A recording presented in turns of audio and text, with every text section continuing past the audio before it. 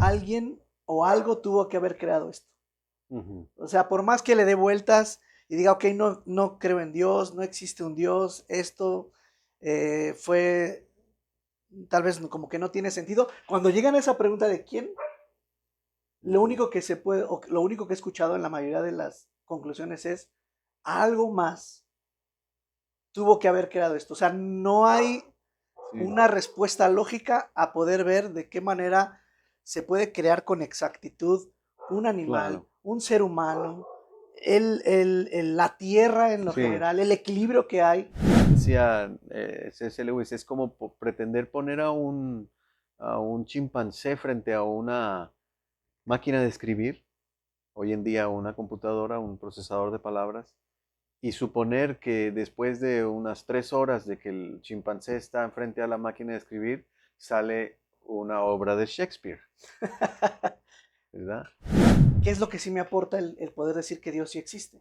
Eso. Y entonces cuando volteamos a ver la esencia de lo que es Dios y entendemos y estudiamos un poco sobre lo que implica creer en Dios, nos damos cuenta que hay un compromiso de amor, que hay un compromiso de querer tener una vida buena Mm, en lo individual, pero también en lo colectivo, ujú, de querer proteger y cuidar la naturaleza y el mundo que nos rodea. Y mm, entonces toda esa esencia en sí es buena. eso.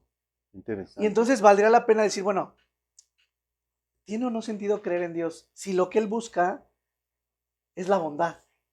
Es Ujú, que seamos mejores. ¿Por eso. qué pelear contra eso? Sí, ¿Por qué decir que no si no hay otra cosa que me pueda dictar un camino de bondad eso. y un camino correcto hacia, hacia el porvenir del ser humano, Eso es ¿no? precisamente, diste al clavo, ahí le diste al clavo.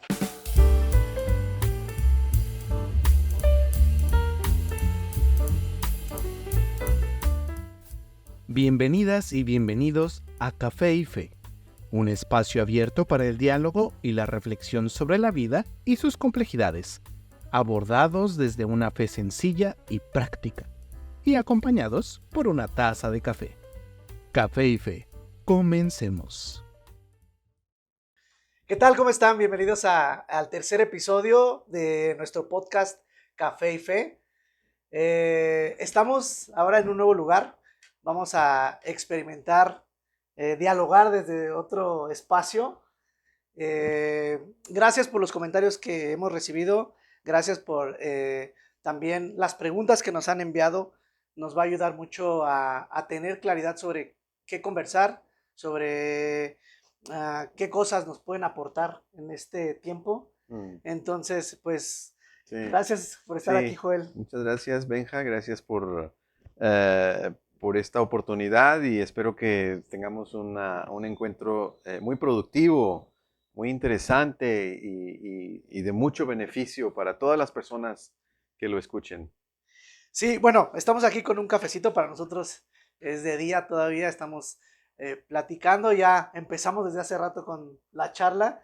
Ah, pero hay un tema que quedó pendiente, no quedó pendiente, pero le dimos el preámbulo el episodio Mm, anterior, que es sí. sobre el ateísmo. Y me gustaría que en función a esto que estamos desarrollando, podamos hablar también Ujú, del concepto del ateísmo. sí. ¿Cuáles son si es que hay tipos de ateísmo o desde nuestra perspectiva, Sí, cómo podemos definir este tema sí. del ateísmo? Pienso que en general hay que decir que hay miles, millones de clases de ateísmo según cada Mm, persona. Cada persona tiene una constitución única y entonces así será, ¿no? Pero en general también podemos, decíamos, clasificar en tipos tres tipos grandes de ateísmo, mm, ¿no? Que creo que son uno, el ateísmo filosófico, es ¿ok? decir, cuando la persona que no cree simplemente por cuestiones intelectuales, por cuestiones de tipo filosófico, académico, y este no es tan peligroso, Ok. ¿verdad?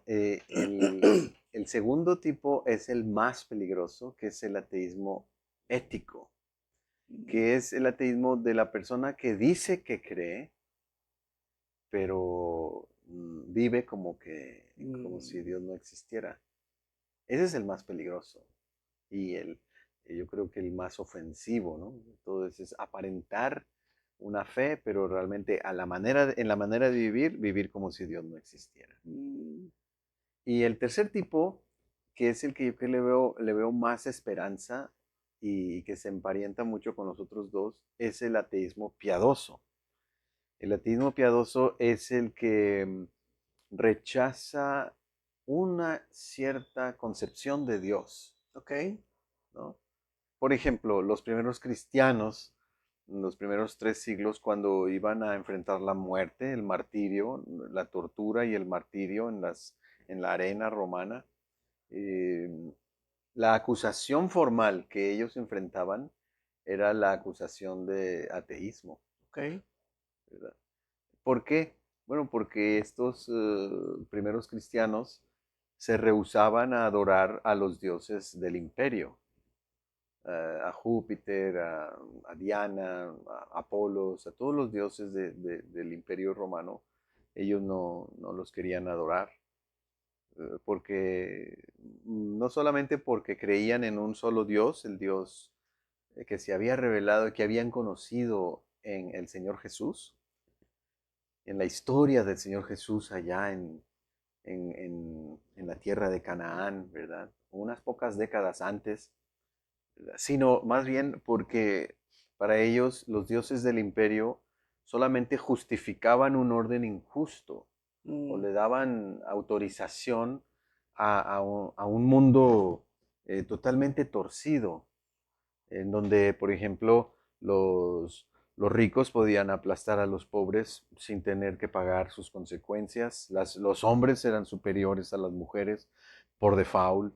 Y así, ¿no? Entonces, esa condición de injusticia, ellos lo vinculaban directamente con el asunto de los dioses, ¿no? Eran los dioses los que habían dictado un cierto orden de cosas en el mundo. Y al rechazar el orden de cosas injusto, automáticamente los cristianos se convertían en ateos, porque rechazaban a los dioses que supuestamente justificaban ese orden injusto de cosas. Ahora me gustaría que pudiéramos hablar de estos tres. Ahorita, mientras hablabas, me quedé pensando en, en justo estos conceptos de ateísmo, pero vamos a hablar del primero, del filosófico. Uh-huh. ¿De qué manera impacta nuestra vida o el mundo este tipo de ateísmo? Sí. Bueno, creo que el ateísmo filosófico ha cometido un error muy, muy básico, que es darle atribuciones a ciertas áreas del conocimiento, darle a esas áreas del conocimiento atribuciones que no le corresponden, ¿no? Por ejemplo, pretender que la teología responda a cuestiones científicas o pretender que la ciencia responda a cuestiones teológicas. Eso es impropio. Fíjate que estábamos hablando en la semana, en una reunión que teníamos, acerca de justo este tema. Y me encantó cómo explicabas eso. Porque hablabas de que por ejemplo, el debate de la creación, el hecho de tratar de responder y de aclarar científicamente la creación era irrelevante para nosotros los que creemos en que la Biblia es real, ¿no? Uh-huh. Que no nos daba ninguna aportación, así lo decías, el hecho de saber, pues, cuál es la temperatura del agua. Si es fría, si es caliente, cómo se mide la temperatura, ¿A qué ¿no? temperatura hierve? ¿A qué temperatura Es hierve? un dato científico.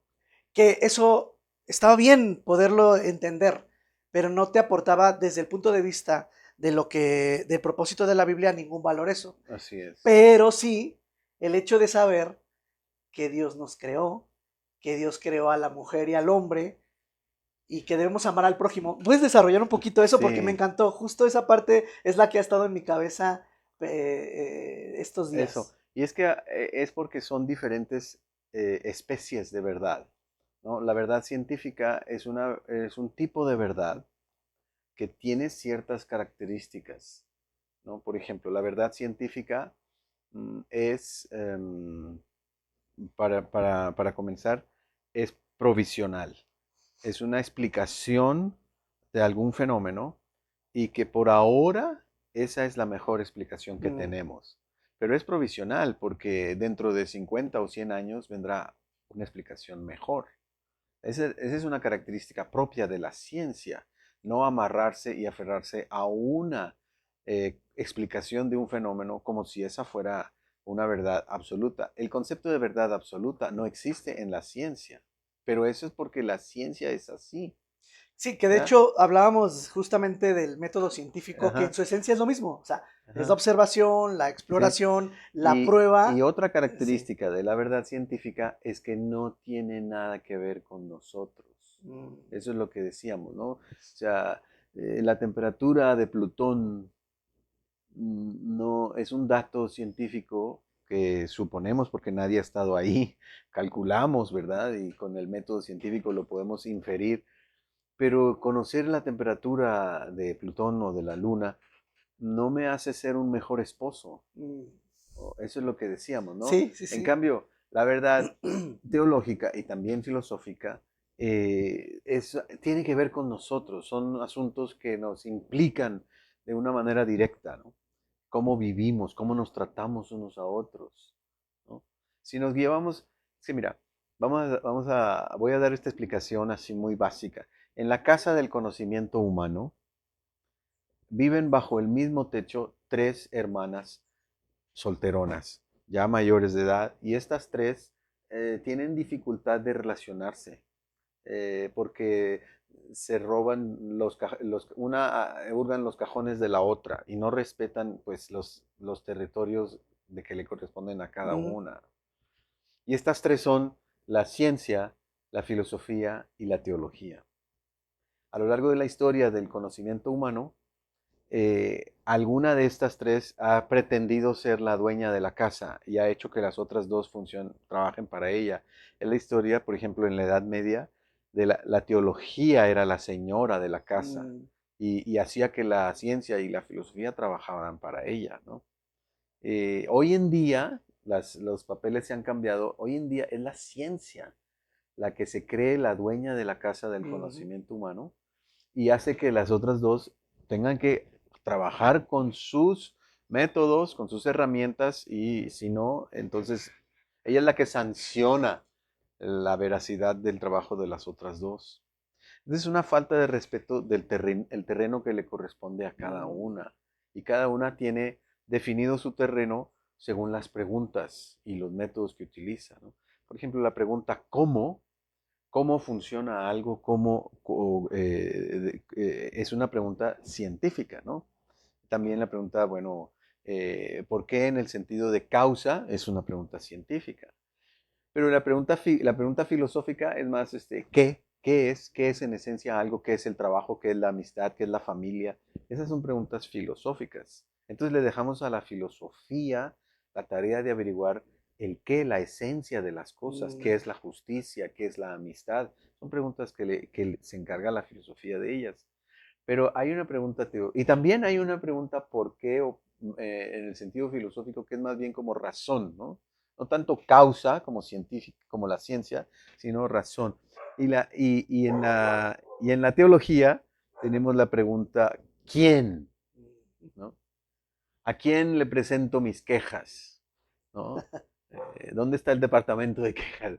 ¿A quién le agradezco por todo esto en donde vivimos? ¿Con quién me relaciono? Hay alguien ahí, va a empezar, ¿no? ¿Quién es el que está detrás responsable de todo digamos, la sabiduría profunda que mantiene en cierto orden al universo eh, y de alguna forma le da propósito? Ahí también hay un porqué en el sentido teológico que es más bien como propósito. Entonces, los datos científicos muy bien pueden servirnos para vivir mejor, para relacionarnos de una forma más efectiva con el medio ambiente, utilizar la razón para organizar mejor nuestra sociedad, eh, para propiciar una salud ambiental y limpiar este desorden que nosotros mismos hemos generado en todo el planeta. La ciencia es fundamental, necesitamos los recursos, las herramientas científicas, ¿no? Pero la ciencia no nos responderá a las cuestiones más profundas sobre quiénes somos, por qué estamos aquí, qué estamos haciendo, y qué sentido tiene la existencia, ¿no? Fíjate que me gusta mucho cómo lo planteas, o sea, ponerlo de una manera muy práctica en estas preguntas, porque, o sea, me parece muy acertada esa opinión, porque a lo largo de los diferentes artículos que leemos, videos que vemos, gente que de pronto trata de hablar acerca de la creación de Dios, esa pregunta de quién es la que lleva a no lograr responderse si no es a través de aceptar que hay alguien más. Es decir, Mm, muchas veces he escuchado gente que habla de filosofía o que habla acerca de la creación y siempre llegan a un punto entre toda esta investigación que se hacen, llegan a esta conclusión de decir, alguien o algo tuvo que haber creado esto. ujú. O sea, por más que le dé vueltas y diga, ok, no creo en Dios, no existe un Dios, esto fue tal vez como que no tiene sentido. Cuando llegan a esa pregunta de quién, lo único que se puede, o lo único que he escuchado en la mayoría de las conclusiones es algo más tuvo que haber creado esto. O sea, no hay Sí, una respuesta lógica a poder ver de qué manera se puede crear con exactitud un animal, claro. un ser humano, la tierra en lo Sí, general, el equilibrio que hay. lo que se conoce como el afinado o la sintonía fina, ¿no?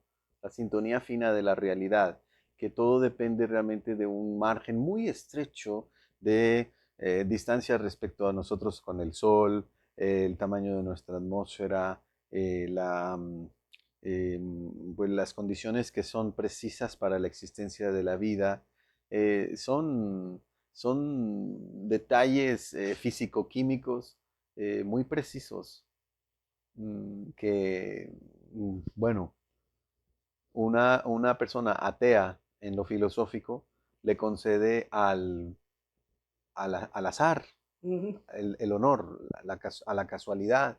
Es como una especie de, bueno, una coincidencia afortunada o desafortunada, la existencia, una, una chiripa.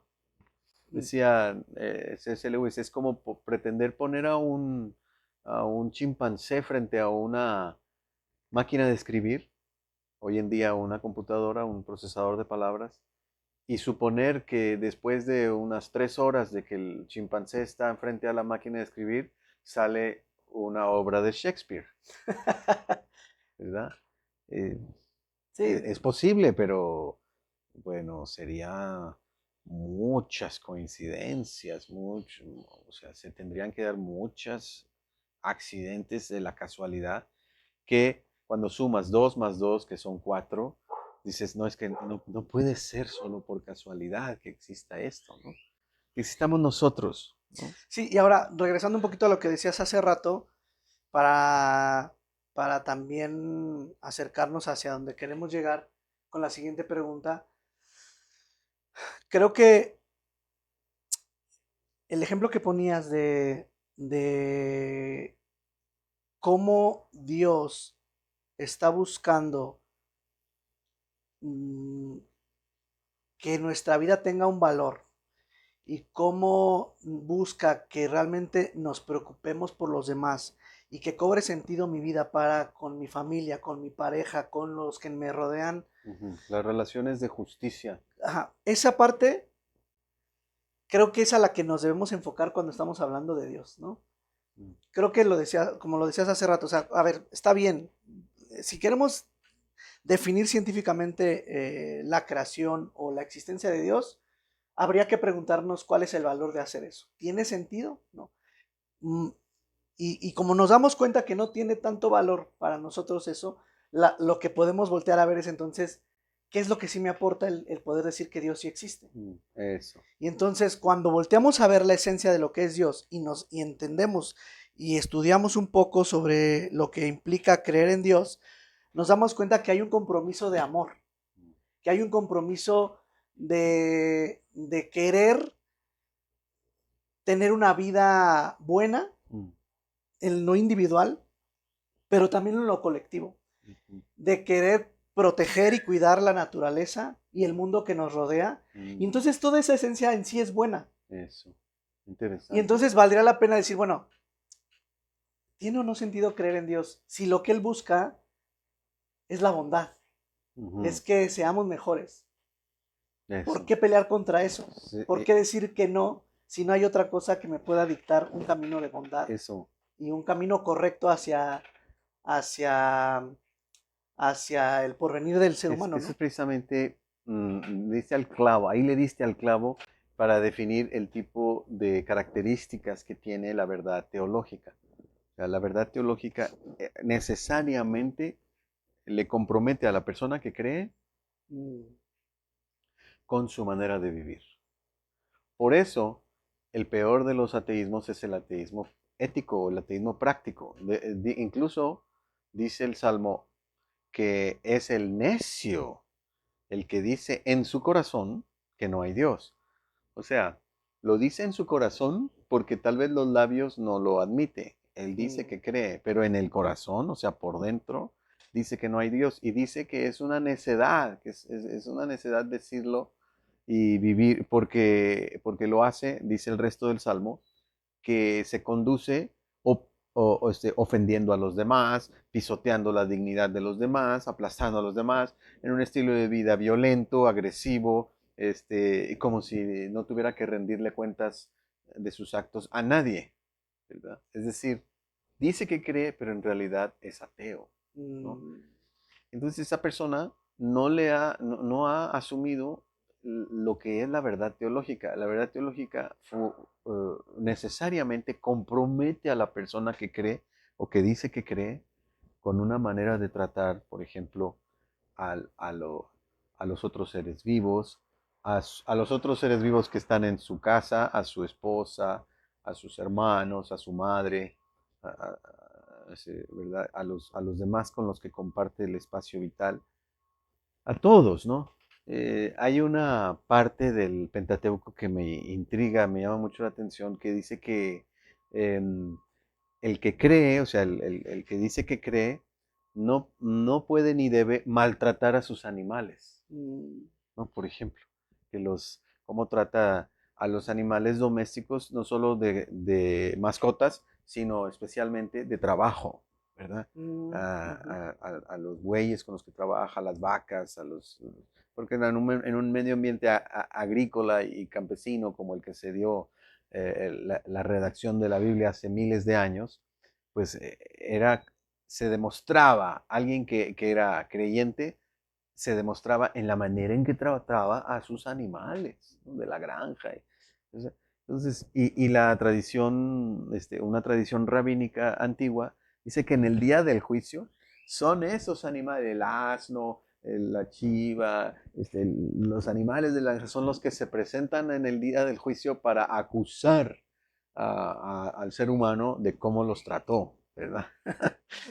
Me hiciste pensar en cómo hoy en día también se ha distorsionado ese tema de cómo tratar a los animales, pero hacia otro extremo, ¿verdad? Que luego podemos platicar de ese tema. Sí, Pero también bueno. es otro tema para otro episodio, sí. Pero bueno, regresando al punto y hablando de este segundo tipo de ateísmo, me hiciste recordar lo que dice la Biblia de que Dios es amor y de que debemos de preocuparnos por realmente amar a los demás. Porque si no amamos a los demás, entonces no hemos conocido a Dios. Y de cierta manera lo ligo un poco a esto, ¿no? O sea, el tema de creer en Dios implica una acción. O sea, no es solo contemplar, Una sí manera de existe vivir. Dios, sí existe el Señor y está Sí, encarnado en Jesús. Bueno, sí, pero ¿qué me implica a mí?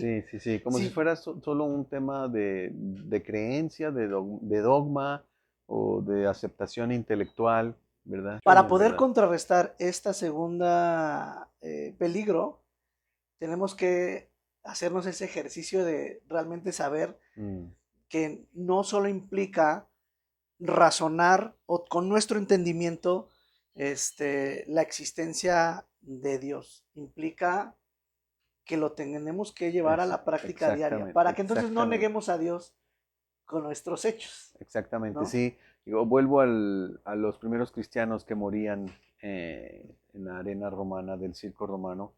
No era solo porque, digamos, como digo, dejaban de creer en Júpiter y decían, no es que ahora voy a creer en el Dios de Israel o lo que sea. No, no, no. Era porque se daban cuenta que la manera de vivir del imperio estaba fundada sobre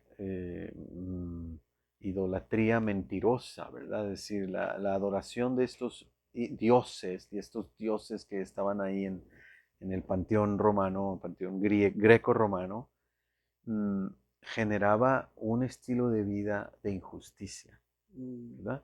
Entonces, a mí me llama mucho la atención eso, es el ateísmo piadoso, ¿no? Yo respeto, ¿no? A quienes dicen, a ver, ¿cómo es posible? Se comete un acto de terrorismo donde hay muchas víctimas inocentes, no solo pierden la vida, a veces, por ejemplo, también de manera muy cruel y muy horrible, muy espantosa, ¿no? Y los que reciben esa noticia lo celebran diciendo, alabado sea Dios, ¿no? Gracias a Dios que este, pusieron una bomba, destruyeron a niños, ¿verdad? Gente inocente, y lo celebran.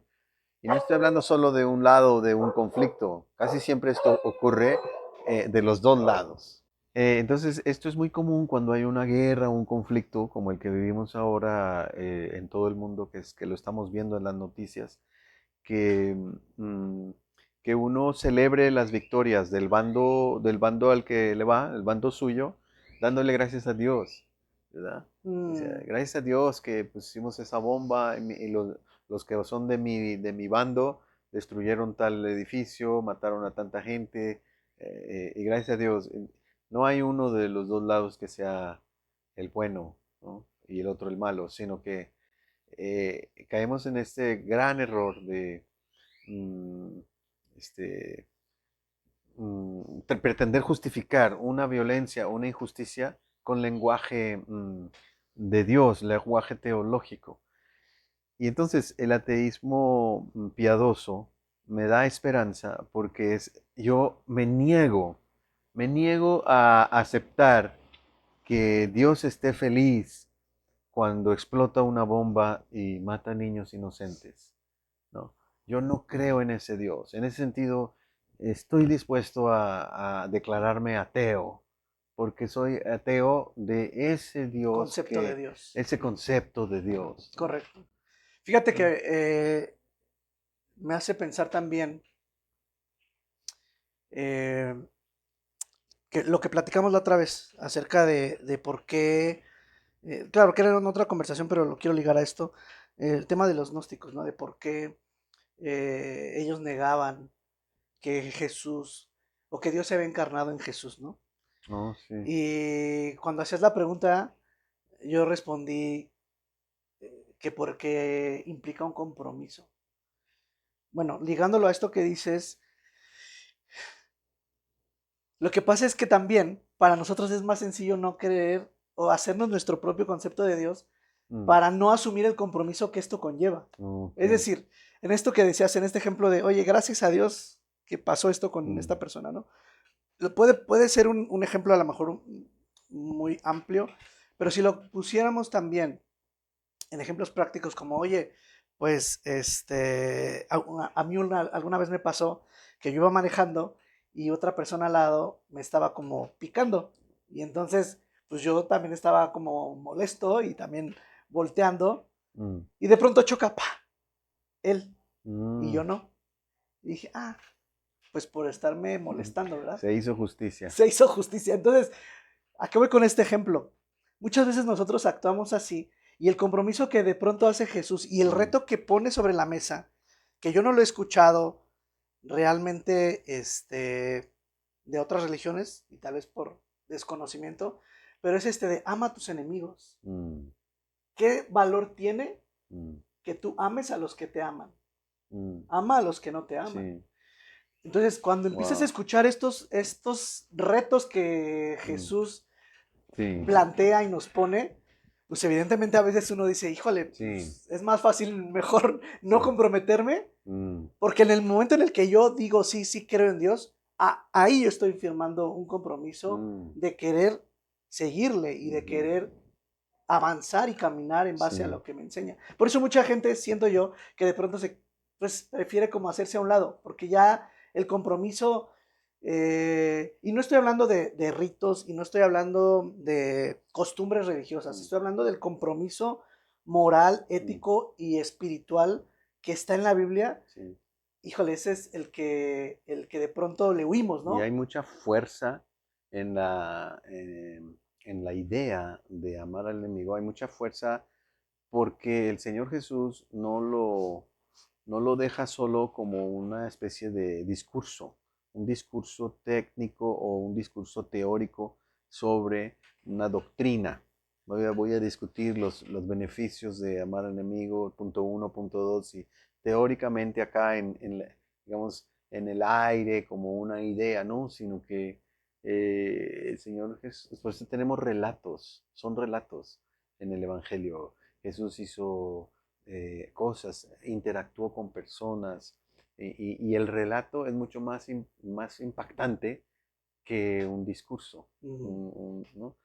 Entonces, en el tiempo del Señor Jesús había mucho peligro de que cualquier movimiento eh, que se proclamara a sí mismo Mesías, Mm, inmediatamente se identificaba como una revuelta política mm, y que iba a tener problemas con las autoridades romanas.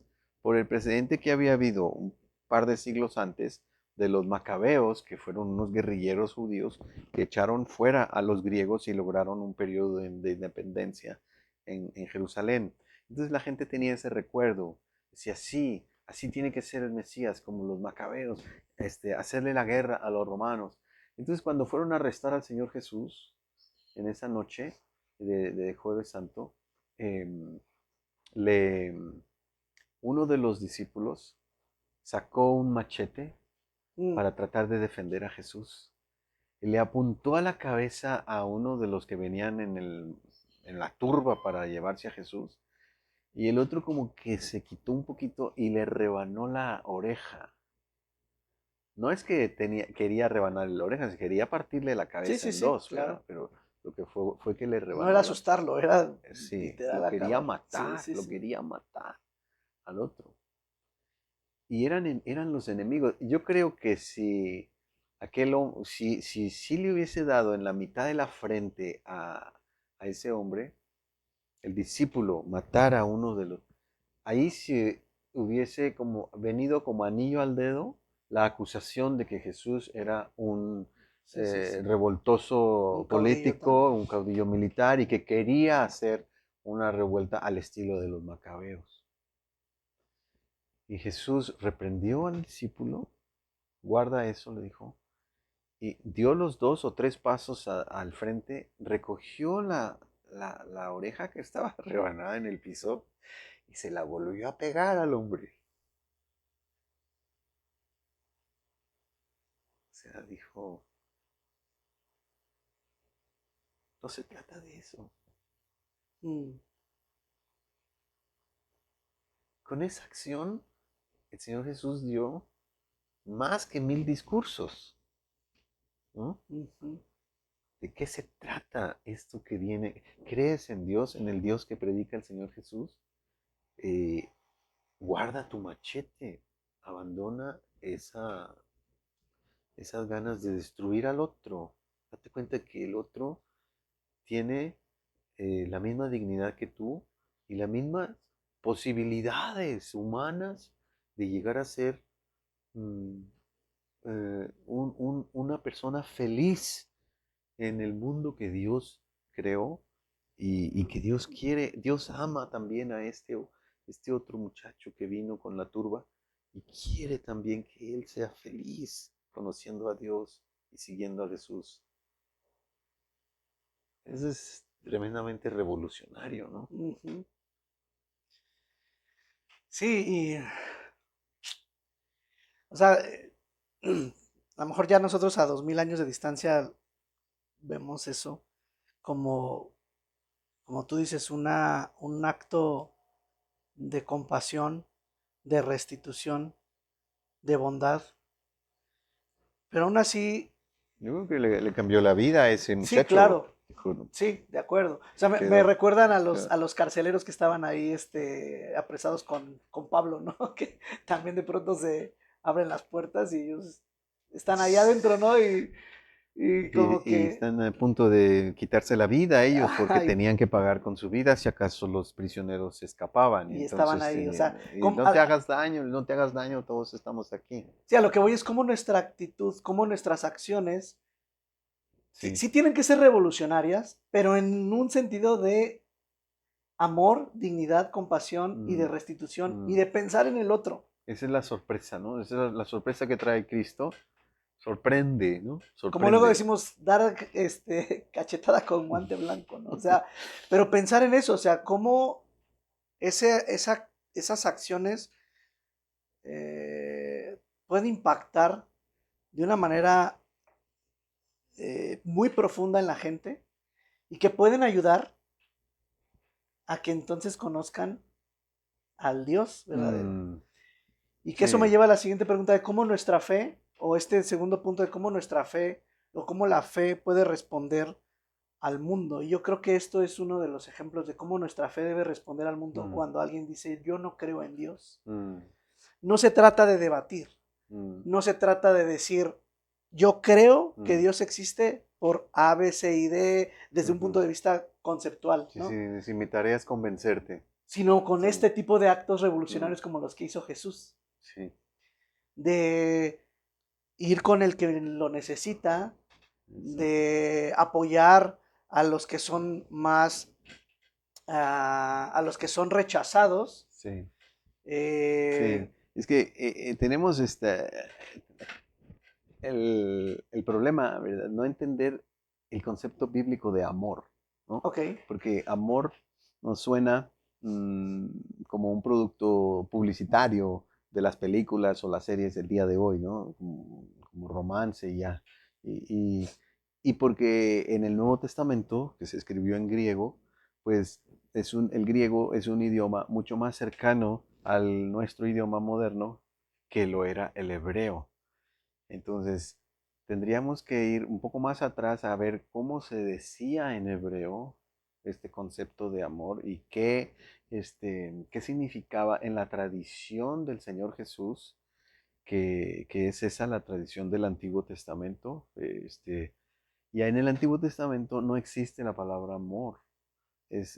Siempre va con un adjetivo, es amor comprometido. mm, Amor comprometido. Y amor comprometido se expresaba con lo que se traduce como misericordia. En el hebreo es gesed. Y es una palabra que no se traduce solo así 100% con misericordia, porque también misericordia nos puede sonar tal vez como un poco como lástima, como compasión o algo mm, así. Pero el concepto amor comprometido es el de identificar al otro como pariente cercano, y que está en una dificultad en la vida, en una complicación de algún tipo, y que cuenta conmigo, cuenta con uno. mm, O sea, yo estoy para meter el hombro Eso es el concepto Gesed. O sea, no estás solo, no estás solo.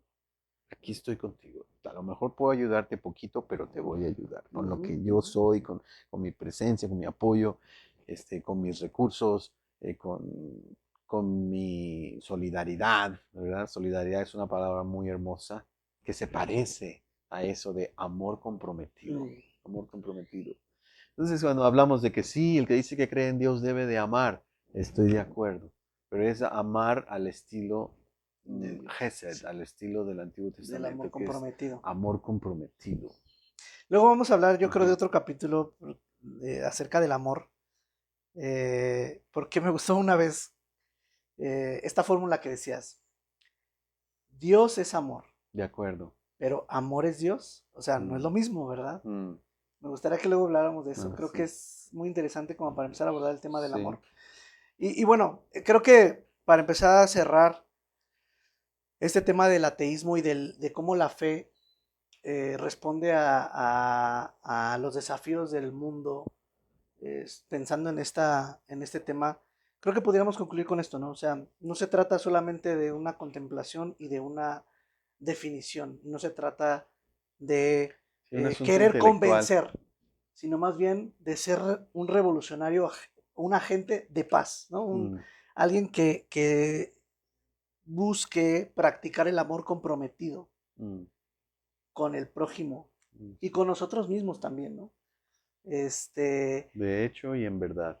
en hecho y en verdad. Y eso automáticamente nos permite, o no nos permite, sino ahora sí nos podemos ver como eh, representantes de Dios y en nosotros, sin que nosotros realmente seamos así, pero en nosotros se va a poder manifestar Dios, Mm, porque el amor de Dios se va a reflejar en los demás y entonces de esa manera es como la gente va a poderse dar cuenta que Dios existe. mm. Más allá de todos los conceptos que podamos nosotros como entender, razonar, ¿no?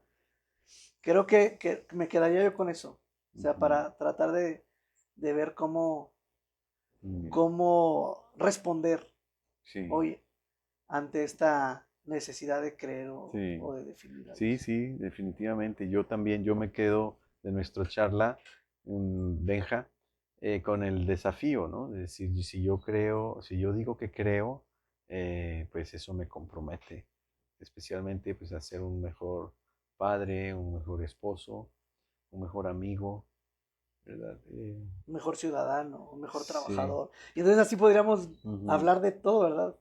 Por eso hablo que, como bien dices, es un compromiso, porque es un mm, compromiso en todo, en sí, todo. Híjole, y sí. entonces está el reto. Pero bueno, Muchas pues vamos a gracias. cerrar Ujú. el capítulo de hoy. Muchas gracias a los que nos están siguiendo.